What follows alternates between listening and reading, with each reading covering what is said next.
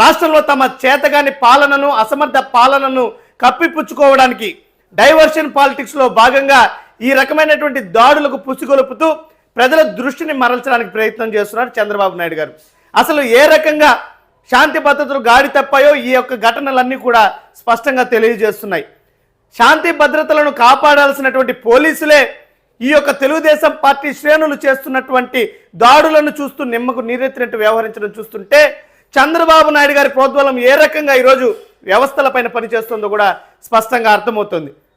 ఈ రకంగా ప్రతిపక్ష పార్టీ నాయకుల మీద దాడులు చేస్తూ భయానకమైనటువంటి వాతావరణాన్ని రాష్ట్రంలో సృష్టిస్తూ వ్యవస్థలన్నింటినీ కూడా నిర్వీర్యం చేస్తూ సామాన్య ప్రజలకి సరైనటువంటి శాంతి భద్రతలు లభించలేనటువంటి పరిస్థితుల్లో ఈరోజు ఆంధ్ర రాష్ట్రంలో పాలన ఉంది.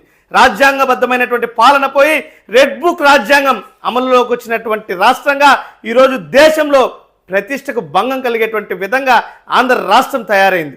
ఈ కూటమి పాలనలో 19 నెలలుగా ఏ రకంగా వీళ్ళు చెప్పినటువంటి సంక్షేమము, అభివృద్ధి లేకపోగా కేవలం కక్షపూరితమైనటువంటి రాజకీయాల కోసం, స్వార్థ రాజకీయాల కోసం, ఆఖరికి శ్రీ వెంకటేశ్వర స్వామిని కూడా నీచ రాజకీయాలకు వాడుకుంటున్నాడు చంద్రబాబు నాయుడు గారు.